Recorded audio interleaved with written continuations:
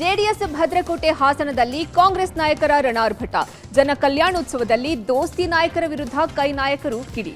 ಕಾಂಗ್ರೆಸ್ ಸಮಾವೇಶದಿಂದ ಜೆಡಿಎಸ್ ಅಥವಾ ದೇವೇಗೌಡರನ್ನು ಮಟ್ಟ ಹಾಕೋಕೆ ಸಾಧ್ಯವಿಲ್ಲ ಅಂತ ಹೇಳಿದ್ಯಾರು?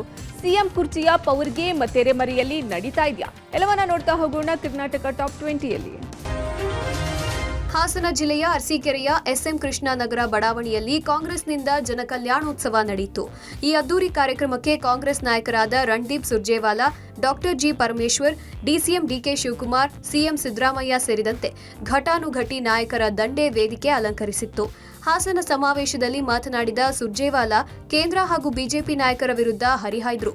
ಇತ್ತ ಪರಮೇಶ್ವರ್ ಮಾತನಾಡಿ, ಜಾತ್ಯತೀತ ಅಂತ ಹಾಸನದ ಜನತೆಗೆ ಜೆಡಿಎಸ್ನವರು ಮಂಕುಬೂದಿ ಎರಚಿ ಈಗ ಕೋಮುವಾದಿ ಬಿಜೆಪಿ ಜೊತೆಗೆ ಸೇರಿದ್ದಾರೆ ಎಂದು ಕಿಡಿಕಾರಿದ್ರು.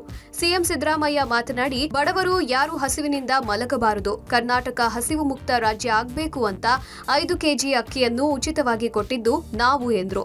ಡಾಕ್ಟರ್ ರಾಜ್ಕುಮಾರ್ ಅಭಿಮಾನಿಗಳಿಗೆ ದೇವರು ಅಂದ್ರು, ಆದ್ರೆ ನಮಗೆ ಮತದಾರರೇ ದೇವರು ಅಂತ ಸಿಎಂ ತಮ್ಮ ಭಾಷಣದಲ್ಲಿ ಹೇಳಿದ್ರು. ನಾನು ಅದಕ್ಕೆ ಹೇಳಿದ್ದೀನಿ, ಯಾವ ಕಾರಣಕ್ಕೂ ಕೂಡ ಗ್ಯಾರಂಟಿ ಯೋಜನೆಗಳನ್ನ ನಿಲ್ಲಿಸಲ್ಲ. ನಾವು ಅಧಿಕಾರದಲ್ಲಿ ಇರೋವರೆಗೆ 2028 ಮೇವರೆಗೆ ಗ್ಯಾರಂಟಿ ಯೋಜನೆಗಳು ಇರ್ತವೆ. ಮತ್ತೆ ನಾವೇ ಅಧಿಕಾರಕ್ಕೆ ಬರ್ತೇವೆ, ಗ್ಯಾರಂಟಿ ಯೋಜನೆಗಳನ್ನು ಮುಂದುವರಿಸ್ತೇವೆ. ತಲೆ ಕೆಡಿಸ್ಕೋಬೇಡಿ. ಮೈಸೂರಲ್ಲಿ ಈ ಬಂಡೆ ಡಿಕೆ ಶಿವಕುಮಾರ್ ಸಿದ್ದರಾಮಯ್ಯ ಜೊತೆ ಇರ್ತದೆ ಅಂತ ಹೇಳಿದ್ದೇನೆ. ಈಗೂ ಇರ್ತೀನಿ, ನಾಳೆನೂ ಇರ್ತೀನಿ, ಸಾಯೋವರೆಗೂ ಇರ್ತೀನಿ. ಡಿಕೆ ಶಿವಕುಮಾರ್ ಗಮನದಲ್ಲಿ ಇಟ್ಕೊಳ್ಳಿ. ಇದು ಈ ಕನಕಪುರದ ಬಂಡೆಯ ಇತಿಹಾಸ.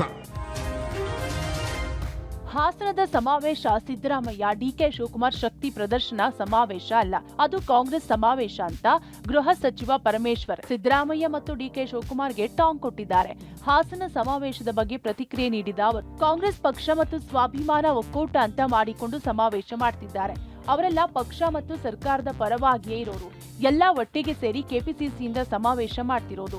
ಇದರಲ್ಲಿ ಯಾವುದೇ ಗೊಂದಲ ಇಲ್ಲ, ಸುಮ್ಮನೆ ಅವರು ಇವರು ಗೊಂದಲ ಸೃಷ್ಟಿ ಮಾಡ್ತಿದ್ದಾರೆ ಅಷ್ಟೇ ಎಂದ್ರು. ರಾಜ್ಯದ ಜನತೆಗೆ ಚುನಾವಣೆ ಸಮಯದಲ್ಲಿ ರಾಜಕೀಯವಾಗಿ ಏನೆಲ್ಲ ಮಾತನಾಡಿದ್ವೋ ಅದನ್ನ ಜನರಿಗೆ ಹೇಳಬೇಕು. ಸರ್ಕಾರದ ಕಾರ್ಯಕ್ರಮಗಳಲ್ಲಿ ಅನೇಕ ವಿಷಯಗಳನ್ನ ಹೇಳಲು ಆಗೋದಿಲ್ಲ, ರಾಜಕೀಯ ವಿಷಯ ಪ್ರಸ್ತಾಪ ಮಾಡಲು ಆಗೋಲ್ಲ. ಹೀಗಾಗಿ ಸಮಾವೇಶ ಮಾಡಿ ಅನೇಕ ರಾಜಕೀಯ ವಿಚಾರಗಳನ್ನ ಪ್ರಸ್ತಾಪಿಸಿದ್ದೇವೆ ಎಂದ್ರು. ಇನ್ನು ನಮ್ಮಲ್ಲಿ ಯಾವುದೇ ಬಣ ಇಲ್ಲ, ಬಿಜೆಪಿಯಲ್ಲಿ 3 ಬಣ ಆಗಿವೆ, ಆ ರೀತಿ ನಮ್ಮಲ್ಲಿ ಯಾವುದೇ ಬಣ ಇಲ್ಲ. ನಾವೆಲ್ಲ ಒಟ್ಟಾಗಿ ಇದ್ದೇವೆ, ಒಟ್ಟಿಗೆ ಆಡಳಿತ ಮಾಡ್ತಿದ್ದೇವೆ, ನಮ್ಮನ್ನ ಬೇರ್ಪಡಿಸಲು ಸಾಧ್ಯವಿಲ್ಲ ಎಂದು ವಿಪಕ್ಷಗಳಿಗೆ ಕೌಂಟರ್ ಕೊಟ್ರು. ಹಾಸನದಲ್ಲಿ ನಡೆದ ಕಾಂಗ್ರೆಸ್ ಸಮಾವೇಶ ಶಕ್ತಿ ಪ್ರದರ್ಶನದ ಬಗ್ಗೆ ಮಾಜಿ ಸಚಿವ ಎಚ್.ಡಿ. ರೇವಣ್ಣ ಪ್ರತಿಕ್ರಿಯಿಸಿದ್ದಾರೆ. ದೆಹಲಿಯಲ್ಲಿ ಪಬ್ಲಿಕ್ ಟಿವಿ ಜೊತೆಗೆ ಮಾತನಾಡಿದ ಅವರು, ಕಳೆದ 50 ವರ್ಷದಲ್ಲಿ ಹಾಸನ ಅಭಿವೃದ್ಧಿಗೆ ಕಾಂಗ್ರೆಸ್ ಯಾವ ಕೊಡುಗೆಯನ್ನು ಕೂಡ ಕೊಟ್ಟಿಲ್ಲ. ದೇವೇಗೌಡರು ಇಲ್ಲ ಅಂದಿದ್ರೆ ಹಾಸನ ಅರಸೀಕೆರೆ ರೈಲು ಮಾರ್ಗ ಇರುತ್ತಿರಲಿಲ್ಲ, ಹಾಸನ ಅಭಿವೃದ್ಧಿ ಆಗುತ್ತಿರಲಿಲ್ಲ. ಇಂತಹ 10 ಸಮಾವೇಶ ಮಾಡಿದ್ರೂ ನಮಗೇನು ಪರಿಣಾಮ ಬೀರಲ್ಲ, ನಮಗೆ ಜನ ಆಶೀರ್ವಾದ ಇದೆ ಅಂತ ಹೇಳುವ ಮೂಲಕ ಕಾಂಗ್ರೆಸ್ ವಿರುದ್ಧ ಕಿಡಿಕಾರಿದ್ರು. ಜೆಡಿಎಸ್ ಕಂಡ್ರೆ ಕಾಂಗ್ರೆಸ್ಗೆ ಭಯ ಹೊರತು ನಮಗೇನೂ ಇಲ್ಲ. ಜೆಡಿಎಸ್ ಅಥವಾ ದೇವೇಗೌಡರನ್ನ ಮುಗಿಸಲು ಯಾರಿಂದಲೂ ಸಾಧ್ಯವಿಲ್ಲ. ಇಂತಹ ಸಮಾವೇಶದ ಬಗ್ಗೆ ತಲೆಕೆಡಿಸಿಕೊಳ್ಳಲ್ಲ, ಹೆದರುವುದಕ್ಕೂ ಹೋಗಲ್ಲ. 6 ಬಾರಿ ಶಾಸಕನಾಗಿರೋ ನಾನು ಇಂಥದ್ದೆಲ್ಲ ಬಹಳಷ್ಟು ನೋಡಿದ್ದೇನೆ ಅಂತ ಕಾಂಗ್ರೆಸ್ ಸಮಾವೇಶದ ಬಗ್ಗೆ ಲೇವಡಿ ಮಾಡಿದ್ರು. ಏನು ಕಾಂಗ್ರೆಸ್ 50 ವರ್ಷದಲ್ಲಿ ಅಧಿಕಾರದಲ್ಲಿದ್ದು ಏನು ಈ ಜಿಲ್ಲೆ ಕೊಟ್ಟಂತ ಕೊಡುಗೆ ಏನು? ಇವತ್ತು ದೇವೇಗೌಡರಿಲ್ಲ ಅಂದ್ರೆ ಹಾಸನ್ ಮೈಸೂರು ಅರಸೀಕೆರೆ ರೈಲ್ವೆ ಮಾರ್ಗನೇ ಹೋಗಿತ್ತು. ಇವತ್ತು 18 ಟ್ರೈನ್ ಹೋಗ್ತಾ ಇದೆ. ಇವ್ರು ಯಾರು ನಮ್ಮನ್ನು ಮುಗಿಸಿ ಇಂಥ 10 ಸಮಾವೇಶ ಮಾಡಿದ್ರು. ದೇವೇಗೌಡರನ್ನ ಯಾರು ಏನು, ಕುಮಾರಸ್ವಾಮಿ ದೇವೇಗೌಡರನ್ನ ಯಾರು ಏನು ಮುಗಿಸಕ್ಕಾಗಲ್ಲ. ದೇವರು ಮತ್ತು ಜನತೆ ಆಶೀರ್ವಾದವರು ಯಾರೇನು ಮಾಡಕ್ಕಾಗಲ್ಲ. ಆಹಾರ ಮತ್ತು ನಾಗರಿಕ ಸರಬರಾಜು ಸಚಿವ ಕೆಎಚ್ ಮುನಿಯಪ್ಪ ಪ್ರಯಾಣಿಸುತ್ತಿದ್ದ ಕಾರು ಅಪಘಾತಕ್ಕೆ ಒಳಗಾಗಿದೆ. ಹಿಂಬದಿಯಿಂದ ಬಂದ ಇನೋವಾ ಸಚಿವರ ಕಾರಿಗೆ ಡಿಕ್ಕಿ ಹೊಡೆದಿದೆ. ಸಚಿವರು ಪ್ರಾಣಾಪಾಯದಿಂದ ಪಾರಾಗಿದ್ದಾರೆ. ಹಾಸನದಲ್ಲಿ ನಡೆದ ಜನಕಲ್ಯಾಣ ಸಮಾವೇಶಕ್ಕೆ ಮುನಿಯಪ್ಪ ಪ್ರಯಾಣಿಸುತ್ತಿದ್ರು. ರಾಷ್ಟ್ರೀಯ ಹೆದ್ದಾರಿ 75 ಶಾಂತಿಗ್ರಾಮದ ಟೋಲ್ ಬಳಿ ದುರ್ಘಟನೆ ನಡೆದಿದೆ. ಅಪಘಾತದ ಹೊಡೆತಕ್ಕೆ ಸಚಿವರ ಕಾರು ಜಖಂಗೊಂಡಿದೆ. ಈ ಹಿನ್ನೆಲೆಯಲ್ಲಿ ಬದಲಿ ವಾಹನದ ಮೂಲಕ ಸಚಿವರು ಸಮಾವೇಶಕ್ಕೆ ಆಗಮಿಸಿದ್ರು. 3 ವಿಧಾನಸಭಾ ಕ್ಷೇತ್ರಗಳ ಉಪಚುನಾವಣೆ ಗೆದ್ಮೇಲೆ ಸಿದ್ದರಾಮಯ್ಯ ಬಲ ಹೆಚ್ಚಾಗಿದೆ. ಹೀಗಾಗಿ ಹಾಸನದಲ್ಲಿ ಸಮಾವೇಶ ಆಯೋಜಿಸಲಾಗಿತ್ತು. ಈ ಮೂಲಕ ಬಲ ವರ್ಚಸ್ಸನ್ನ ರಾಜ್ಯಕ್ಕೆ ಹಬ್ಬಿಸಲು ತಂತ್ರ ಹೆಣೆಯಲಾಗಿದೆ. ಹಾಸನದ ಅರಸೀಕೆರೆ ರಸ್ತೆಯ ಎಸ್ಎಂ ಕೃಷ್ಣ ನಗರ ಬಡಾವಣೆಯಲ್ಲಿ ಅದ್ದೂರಿಯಾಗಿಯೇ ಕಾರ್ಯಕ್ರಮ ನಡೆಯಿತು. ಇನ್ನು ಈ ಕಾರ್ಯಕ್ರಮದಲ್ಲಿ ಭಾಗಿಯಾಗಿದ್ದ ಡಿಸಿಎಂ ಡಿಕೆ ಶಿವಕುಮಾರ್ ದೋಸ್ತಿ ನಾಯಕರ ವಿರುದ್ಧ ಆಕ್ರೋಶ ಹೊರಹಾಕಿದ್ರು. ಹಾಸನ ಜಿಲ್ಲೆಯ ಎಲ್ಲಾ ಕ್ಷೇತ್ರದಲ್ಲೂ ಕಾಂಗ್ರೆಸ್ ಗೆದ್ದೇ ಗೆಲ್ಲುತ್ತೆ. ತಾತ ಪ್ರಧಾನಮಂತ್ರಿ, ತಂದೆ ಮುಖ್ಯಮಂತ್ರಿ, ನಿಮ್ಮ ಕ್ಷೇತ್ರ ಚನ್ನಪಟ್ಟಣದಲ್ಲಿ ಜನರೇ ಒಪ್ಪಿಲ್ಲ. ಈಗ ರಾಜ್ಯದ ಜನರು ಒಪ್ಪಲ್ಲ ಎಂದು ಡಿಕೆಶಿ ಲೇವಡಿ ಮಾಡಿದ್ರು.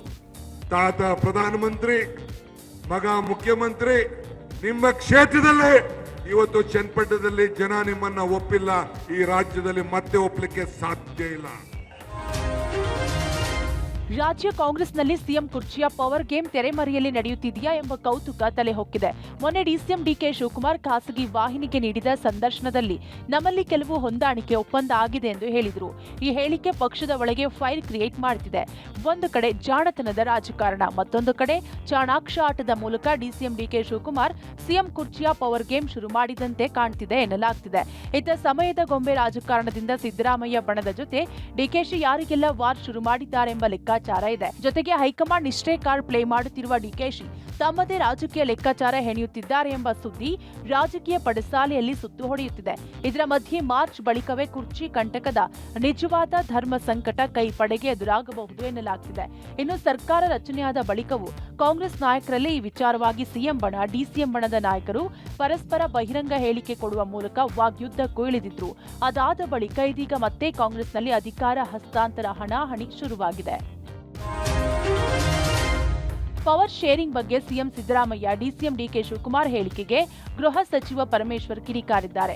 ಈ ಮೂಲಕ ನಾನು ಕೂಡ ಸಿಎಂ ರೇಸ್ನಲ್ಲಿ ಇದ್ದೇನೆ ಅಂತ ಪರೋಕ್ಷವಾಗಿ ಸಂದೇಶ ರವಾನೆ ಮಾಡಿದ್ದಾರೆ. ಪವರ್ ಶೇರಿಂಗ್ ಬಗ್ಗೆ ಸಿಎಂ ಡಿಸಿಎಂ ಹೇಳಿಕೆಗೆ ಪ್ರತಿಕ್ರಿಯೆ ನೀಡಿದ ಪರಮೇಶ್ವರ್, ಸಿಎಂ ಸ್ಥಾನ ಹಂಚಿಕೆ ವಿಚಾರದಲ್ಲಿ ಯಾವುದೇ ಒಪ್ಪಂದಗಳು ಆಗಿಲ್ಲ.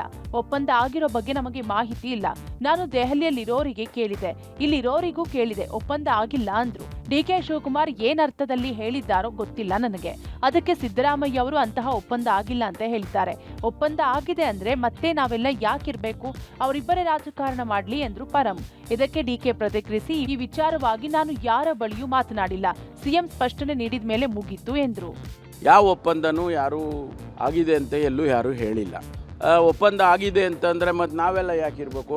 ನಾವೆಲ್ಲ ಯಾಕಿರ್ಬೇಕ್ರಿ? ಅವರಿಬ್ಬರೇ ರಾಜಕಾರಣ ಮಾಡಿ ಅವರಿಬ್ಬರೇ ನಡೆಸ್ಬಿಡ್ಲಿ, ಬೇರೆಯವ್ರು ಯಾರು ಇರೋದೇ ಬೇಡವಾ? ಕಾಂಗ್ರೆಸ್ ಸಮಾವೇಶ ಬೂಟಾಟಿಕೆಯ ಸಮಾವೇಶ, ಇದು ಸಿದ್ದರಾಮಯ್ಯ ಅವರ ಶಕ್ತಿ ಪ್ರದರ್ಶನ ಅಂತ ಕಲಬುರಗಿಯಲ್ಲಿ ಬಿಜೆಪಿಯ ರಾಜ್ಯಾಧ್ಯಕ್ಷ ಬಿವೈ ವಿಜಯೇಂದ್ರ ಕೈ ಸಮಾವೇಶದ ವಿರುದ್ಧ ವಾಗ್ದಾಳಿ ನಡೆಸಿದ್ದಾರೆ. ಕಾಂಗ್ರೆಸ್ ಸರ್ಕಾರ ಜನರಿಗೆ ಏನು ಕಲ್ಯಾಣ ಮಾಡಿದ್ದಾರೆ ಅಂತ ಜನಕಲ್ಯಾಣ ಸಮಾವೇಶ ಮಾಡ್ತಾ ಇದ್ದಾರೆ. 3 ಚುನಾವಣೆ ಗೆದ್ದಿದ್ದಕ್ಕೆ ಸಿದ್ದರಾಮಯ್ಯ ಮುಖ್ಯಮಂತ್ರಿ ಬಿಡೋಲ್ಲ ಎಂಬ ಮೆಸೇಜ್ ಕಳುಹಿಸಲು ಮುಂದಾಗಿದ್ದಾರೆ. ಹೀಗಾಗಿ ಸಿದ್ದರಾಮಯ್ಯ ಬಿಟ್ರೆ ಯಾರ ಫೋಟೋ ಸಹ ಅಲ್ಲಿ ಇರಲಿಲ್ಲ. ಡಿಸಿಎಂ ಡಿಕೆ ಶಿವಕುಮಾರ್ ಸಿಎಂ ಆಗಬೇಕು ಅಂತ ಕನಸು ಕಂಡು ಈ ಕಾರ್ಯಕ್ರಮವನ್ನ ಹೈಜಾಕ್ ಮಾಡಿದ್ರು. ಹಾಗಾಗಿ ಕಾರ್ಯಕ್ರಮದಲ್ಲಿ ಡಿಕೆಶಿ ಅವರ ಫೋಟೋ ಹಾಕಿದ್ದಾರೆ. ಕಾಂಗ್ರೆಸ್ನಲ್ಲಿ ಜಿದ್ದಾಜಿದ್ದಿ ಶುರುವಾಗಿದೆ. 4 ಗೋಡೆಯಲ್ಲಿರೋದು ಇವಾಗ ರಸ್ತೆಯಲ್ಲಿ ಬಂದು ಕಿತ್ತಾಡ್ತಾ ಇದ್ದಾರೆ. ಡಿಸೆಂಬರ್ನಲ್ಲಿ ಅಧಿವೇಶನ ಆರಂಭವಾಗಲಿದೆ. ಈಗಾಗಲೇ ಕಾಂಗ್ರೆಸ್ನಲ್ಲಿ ಗುದ್ದಾಟ ಶುರುವಾಗಿದೆ. 1 ತಿಂಗಳು ಕಾದು ನೋಡಿ, ರಾಜ್ಯ ರಾಜಕೀಯದಲ್ಲಿ ಸಾಕಷ್ಟು ಬದಲಾವಣೆ ಆಗಲಿದೆ ಅಂತ ವಿಜಯೇಂದ್ರ ಭವಿಷ್ಯ ನುಡಿದಿದ್ದಾರೆ. ಅಧಿವೇಶನ ಪ್ರಾರಂಭ ಆಗ್ತದೆ 9ನೇ ತಾರೀಕಿನಿಂದ. ಕಾಂಗ್ರೆಸ್ ಗುದ್ದಾಟನೂ ಕೂಡ ಪ್ರಾರಂಭ ಈಗಾಗಲೇ ಆಗಿದೆ. ಬರೋದ್ರಿಂದ ಸಾಕಷ್ಟು ರಾಜಕೀಯ ಬೆಳವಣಿಗೆಗಳಿದೆ, ಎಲ್ಲವೂ ಕೂಡ ಕಾದು ನೋಡೋಣ. ಮುಡಾ ಬದಲಿ ನಿವೇಶನ ಹಂಚಿಕೆ ಪ್ರಕರಣದಲ್ಲಿ ಮುಖ್ಯಮಂತ್ರಿ ಸಿದ್ದರಾಮಯ್ಯ ಸಲ್ಲಿಸಿರುವ ಮೇಲ್ಮನವಿ ಅರ್ಜಿಯ ವಿಚಾರಣೆಯನ್ನ ಹೈಕೋರ್ಟ್ ಜನವರಿ 25ಕ್ಕೆ ಮುಂದೂಡಿಕೆ ಮಾಡಿದೆ. ಈ ಮೂಲಕ ಮುಡಾ ಪ್ರಕರಣದಲ್ಲಿ ಬಿಗ್ ರಿಲೀಫ್ ನಿರೀಕ್ಷೆಯಲ್ಲಿದ್ದ ಸಿಎಂ ಸಿದ್ದರಾಮಯ್ಯಗೆ ಸ್ವಲ್ಪ ಮಟ್ಟಿಗೆ ಹಿನ್ನಡೆಯೇ ಆಗಿದೆ. ಪ್ರಾಸಿಕ್ಯೂಷನ್ಗೆ ಅನುಮತಿ ಕೊಟ್ಟಿರೋ ಏಕಸದಸ್ಯ ಪೀಠದ ಆದೇಶ ಪ್ರಶ್ನಿಸಿ ಸಿಎಂ ಸಿದ್ದರಾಮಯ್ಯ ಸಲ್ಲಿಸಿದ್ದ ಮೇಲ್ಮನವಿ ಅರ್ಜಿಯ ವಿಚಾರಣೆ ನಡೆಸಿದ ಮುಖ್ಯ ನ್ಯಾಯಮೂರ್ತಿ ನೇತೃತ್ವದ ವಿಭಾಗೀಯ ಪೀಠ ಜನವರಿ 25ಕ್ಕೆ ವಿಚಾರಣೆ ಮುಂದೂಡಿದೆ. ಸಿಎಂ ಪರವಾಗಿ ಅಭಿಷೇಕ್ ಸಿಂಘ್ವಿ, ಸರ್ಕಾರದ ಪರವಾಗಿ ಮತ್ತೊಬ್ಬ ಹಿರಿಯ ವಕೀಲ ಕಪಿಲ್ ಸಿಬಲ್ ವಾದ ಮಂಡಿಸಿದ್ರು. ರಾಜ್ಯಪಾಲರು ಸಂಪುಟ ಸಲಹೆ ಅನುಸರಿಸಬೇಕು.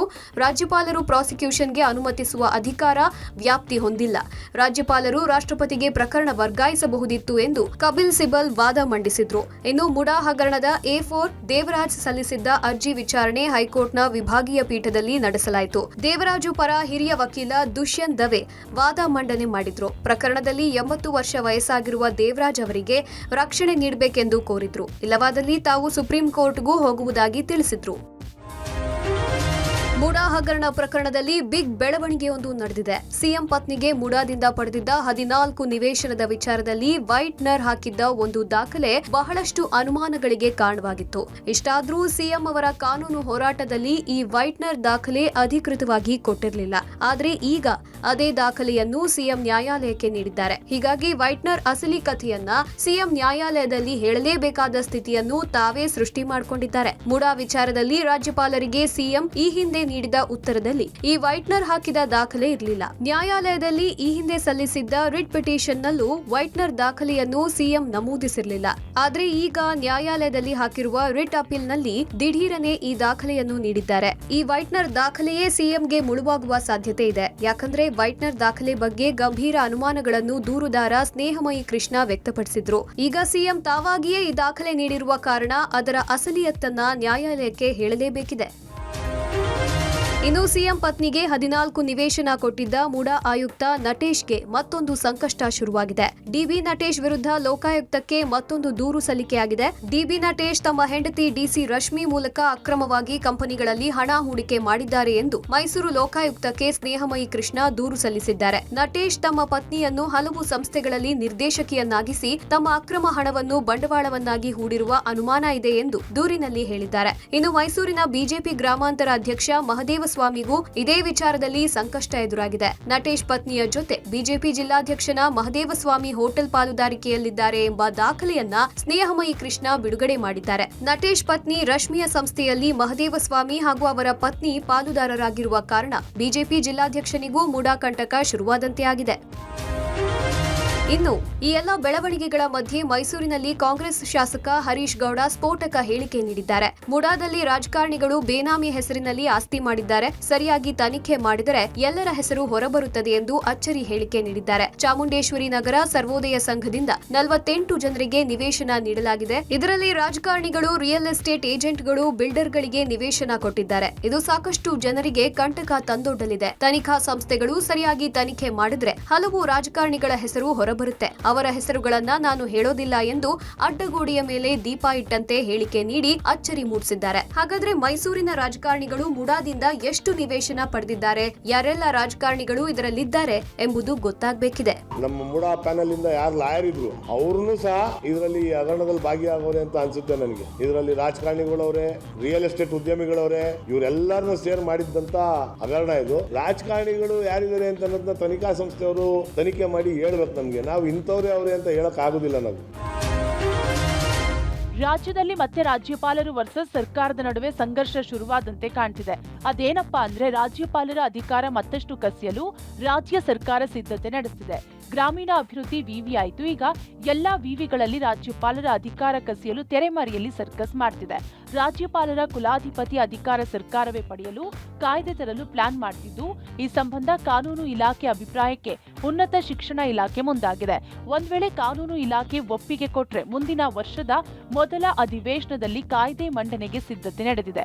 ಈಗಾಗಲೇ ಗ್ರಾಮೀಣ ಅಭಿವೃದ್ಧಿ ವಿವಿಯ ಕುಲಾಧಿಪತಿ ಅಧಿಕಾರ ಮೊಟಕು ಮಾಡಿ ಸಿಎಂಗೆ ಕುಲಾಧಿಪತಿ ಅಧಿಕಾರವನ್ನ ಸರ್ಕಾರ ಕೊಟ್ಟಿದೆ. ಕಾಯ್ದೆ ಜಾರಿಯಾದ್ರೆ ಸರ್ಕಾರಕ್ಕಾಗುವ ಲಾಭವೇನು ಅಂತ ನೋಡಿದ್ರೆ ವಿಸಿಗಳ ನೇಮಕಾತಿಯಲ್ಲಿ ಸರ್ಕಾರ ಮತ್ತು ರಾಜ್ಯಪಾಲರ ನಡುವೆ ಕಿತ್ತಾಟ ಯಾವಾಗಲೂ ಇದೆ. ಈ ಅಧಿಕಾರ ರಾಜ್ಯಪಾಲರಿಂದ ವಾಪಸ್ ಪಡೆದ್ರೆ ವಿಸಿ ನೇಮಕಾತಿಯಲ್ಲಿ ಸರ್ಕಾರದ ಪಾತ್ರವೇ ಫೈನಲ್ ಆಗಲಿದೆ ಎಂಬ ದೊಡ್ಡ ಲೆಕ್ಕಾಚಾರ ಇದೆ.